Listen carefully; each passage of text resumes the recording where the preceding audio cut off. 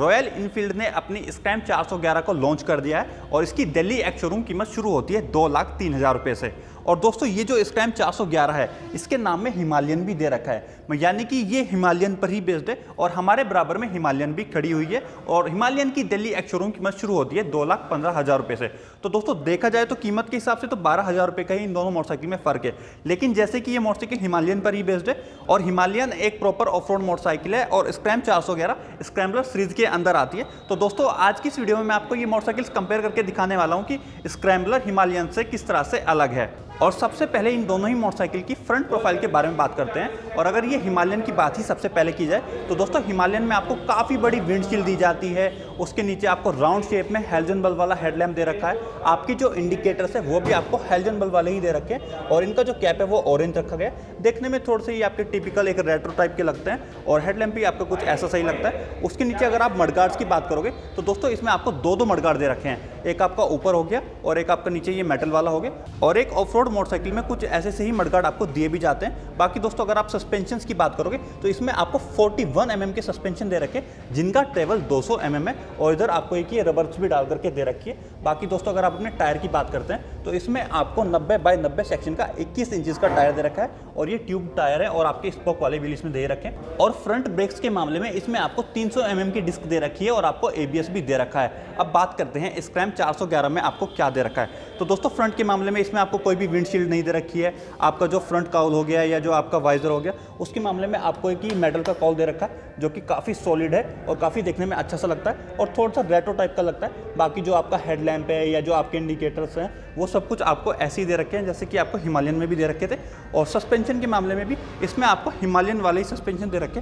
लेकिन स्क्रैम 411 के front suspension का ट्रेवल 190 mm ही है और इसमें आपको प्लास्टिक वाला मडगार्ड दे रखा है। और व्हील्स के मामले में भी जहां हिमालयन में आपको 21 इंचेस का टायर दे रखा था इसमें आपको 19 इंचेस का ही टायर दे रखा है। और सेक्शन के मामले में इसका सेक्शन 100/90 आपको दे रखा है। और ब्रेक्स के मामले में इसमें भी आपको वही ब्रेक दे रखे हैं जो कि आपको हिमालयन में भी दिए जाते हैं। इसमें भी आपको 300 mm के ब्रेक्स फ्रंट में दे रखे हैं और आपको ABS भी दे रखा है।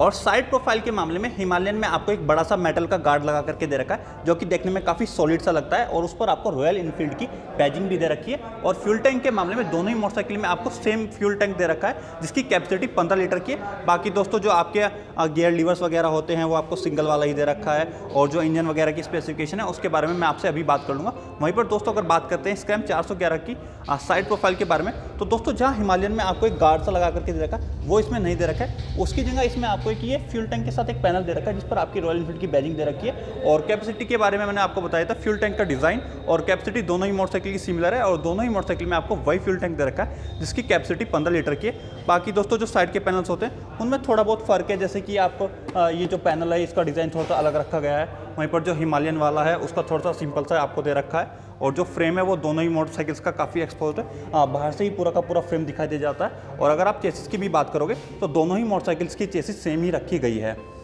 और रियर प्रोफाइल के मामले में भी सबसे पहले अगर ये हिमालयन के बारे में ही बात की जाए तो दोस्तों इसमें आपको काफ़ी बड़ा सा एक ग्रैब हैंडल दे रखा है जिसको आप प्रैक्टिकली काफ़ी आराम से होल्ड कर सकते हैं और ये मेटल वाला है। और इधर आपको एक लगेज के लिए रैक भी दे रखी है जिसकी कैपेसिटी कुछ 7 किलो लिख रखी है, लेकिन इस पर आप 7 किलो से काफ़ी ज़्यादा सामान रख सकते हैं। बाकी दोस्तों अगर आप अपने ये टेल सेक्शन की बात करते हैं तो इधर आपको क्या है, जो आपकी टेल लाइट है वो आपको LED वाली दे रखी है, आपके ऐसे इंडिकेटर हैं जैसे कि फ्रंट में, और इसकी जो टेल है वो काफ़ी आपको पीछे तक निकाल करके दे रखी है। और अगर आप टायर वगैरह के बारे में बात करते हैं तो दोस्तों हिमालयन में आपको 17 इंचेस का रियर में टायर दे रखा है, जैसे कि आपको फ्रंट में 21 इंचेस का दे रखा था तो यहाँ पर आपको 17 इंचेस का दे रखा है और ये आपको 120/90 सेक्शन का दे रखा है। बाकी अगर आप ये ब्रेक्स के बारे में बात करते हैं तो इसके रियर में भी आपको ABS वाले डिस्क ब्रेक दे रखे हैं और जो डिस्क का साइज है वो 240 mm में यहाँ पर आपको दे रखा है। बाकी दोस्तों अगर आप और बात करते हैं जैसे ये साइलेंसर का डिज़ाइन हो गया तो इसमें आपको काफ़ी लंबा सा ये साइलेंसर दे रखा है। और स्क्रैम 411 में भी आपको ऐसा ही एग्जॉस्ट दे रखा है और वही सेम 240 mm वाले डिस्क ब्रेक आपको दे रखे हैं और आपको वही 120/90 सेक्शन का 17 इंचेस का टायर आपको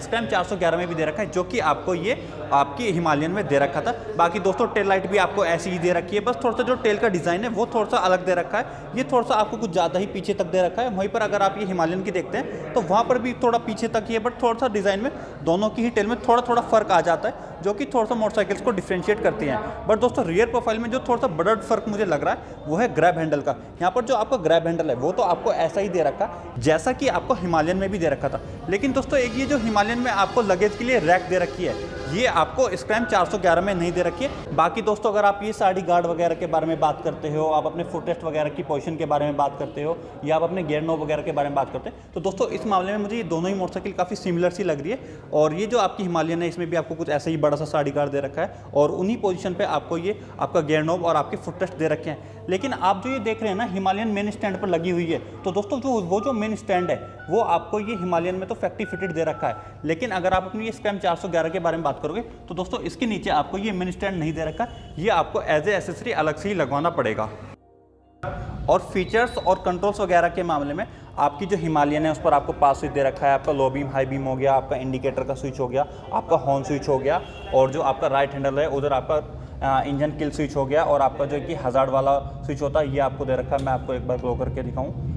इसमें आपके जो इंडिकेटर्स होंगे वो चारों एक साथ ग्लो कर जाते हैं। उसके नीचे आपका इलेक्ट्रिक स्टार्ट हो गया, और जो आपका ये इंस्ट्रूमेंट क्लस्टर है इधर आपको भर भर के इन्फॉर्मेशन दे रखी है। आपको काफ़ी बड़ा सा आपका जो स्पीडोमीटर होता है वो आपको दे रखा है। इधर आपकी ये किलोमीटर पर आवर में स्पीड आती है, आपकी माइल्स पर आवर में आती है। इधर आपको एक ये एनालॉगी टैकोमीटर दे रखा है, इधर उसके नीचे आपको फ्यूल गेज दे रखा है एनालॉगी, और इधर आपका एक ये गियर शिफ्ट इंडिकेटर आपको दे रखा है। मैं आपको दिखाता हूँ, इधर आपकी क्या है गियर्स डिस्प्ले कर जाते हैं, जैसे ये गियर 2 गियर 3 ऐसे करके दिखा रही है। और इधर आपको एक ये GPS वाला फीचर भी दे रखा है, उसकी वीडियो आप ऊपर आई बटन में देख सकते हैं कि कैसे आपको आपका स्मार्टफोन कनेक्ट करना होता है, और इधर आपके क्या क्या फीचर्स वगैरह आते हैं। बाकी दोस्तों इसमें आपको एक ये ABS वाला बटन भी दे रखा है, आप चाहे तो इस बटन को दबा करके रियर व्हील का ABS बंद कर सकते हैं। और इसमें आपको एक ठीक ठाक साइज़ की डिजिटल डिस्प्ले भी दे रखी है, जिसमें आपका क्या है टाइम आ जाता है, आपकी ट्रिप A आ गई, आपकी एवरेज ट्रिप हो गई, आपकी फिर ट्रिप B हो गई, ट्रिप B का आपका एवरेज हो गया, आपका ट्रिप F हो गई, या फिर आपका टेम्परेचर हो गया, या फिर और भी आपका ओडोमीटर होता है। यानी कि इंस्ट्रूमेंट क्लस्टर के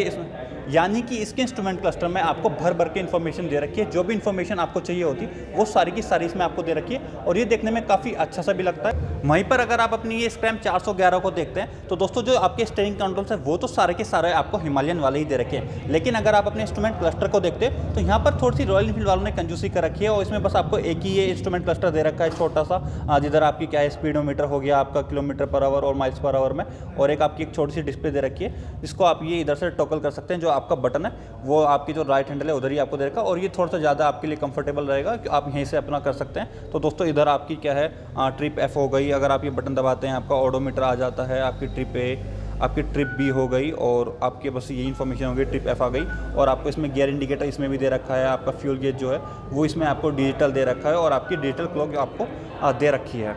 बाकी दोस्तों सीट वगैरह के मामले में जो आपकी हिमालयन है इसमें आपको स्प्लिट सीट दे रखी है, और जो आपकी राइडर वाली सीट हुई या जो फिर आपकी पिलियन वाली सीट हुई वो दोनों ही आपको काफ़ी बड़ी सी दे रखी है, आगे से थोड़ी सी नैरो है, और पीछे इसमें आपको एक ये कर्व भी दे रखा है, और काफ़ी कंफर्टेबल टाइप की सीट इसमें आपको दे रखी है, और जो कुशनिंग है वो भी आपको काफ़ी सॉफ्ट ही दे रखी है। वहीं पर दोस्तों अगर बात करते हैं ये स्क्रैम 411 के सीट के बारे में, तो दोस्तों इसकी जो ये सीट है ये आपको सिंगल पीस में ही दे रखी है, और कुछ वैसी सी है, बस थोड़ा बहुत डिज़ाइन में फ़र्क है। अगर आप पीछे से देखेंगे तो ये थोड़ी सी वाइड है, आगे से ये थोड़ी सी नैरो है, और कुशनिंग वगैरह के मामले में दोनों ही सीट आपको सिमिलर टाइप की ही लगेगी, और ज़्यादा फर्क आपको दोनों ही सीट में ऐसा लगने नहीं वाला है।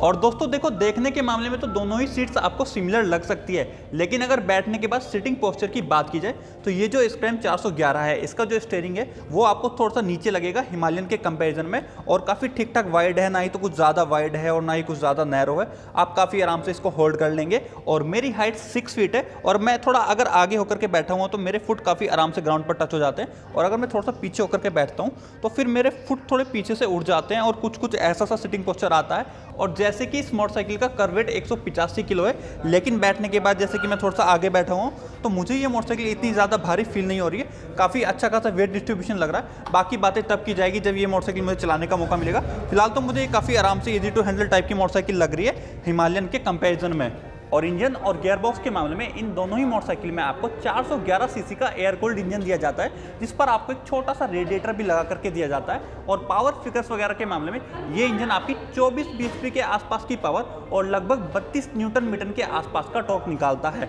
बाकी दोस्तों अगर आप गियरबॉक्स वगैरह के बारे में बात करते हैं तो इन दोनों ही मोटरसाइकिल में आपको 5 स्पीड गियरबॉक्स दे रखा है। अगर आप कर्व वेट की बात करते हैं तो ये जो आपकी हिमालयन है इसका करवेट आपका 200 किलो के आसपास का है, और जो आपकी स्क्रैम 411 है इसका करवेट 185 किलो के आसपास का है। बाकी दोस्तों अगर आप ग्राउंड क्लियरेंस के बारे में बात करते हैं तो जो आपकी ये हिमालयन है इसका ग्राउंड क्लियरेंस 220 mm है, और ये जो आपकी स्क्रैम 411 है इसका ग्राउंड क्लियरेंस 200 mm के आसपास रखा गया है। व्हील बेस के मामले में ये जो आपकी हिमालयन है इसका व्हील बेस 1465 mm है। आपकी जो स्क्रैम्बलर है इसका व्हील बेस 1455 mm है, यानी कि व्हील बेस में कुल आपका 10 mm का ही फर्क आता है। बाकी दोस्तों जो भी आपकी लेंथ है, ब्रेथ है, हाइट है, वो सारी की सारी आपकी डिस्प्ले पर आ जाएगी, या जो भी आपकी अदर इन्फॉर्मेशन है वो आप अपनी डिस्प्ले पर भी देख सकते हैं। आप सीट हाइट की बात करते हैं तो जो आपकी हिमालयन है इसकी सीट हाइट 800 mm है, लेकिन जो आपकी स्क्रैम 411 है इसकी सीट हाइट 795 mm है, यानी कि सीट हाइट में बस 5 mm का फर्क आता है। तो दोस्तों रॉयल इनफील्ड स्क्रैम 411 और हिमालयन में जो भी फर्क है, जो भी सिमिलरिटीज़ है, वो सारी की सारी आज की इस वीडियो में मैंने आपको दिखा दी है।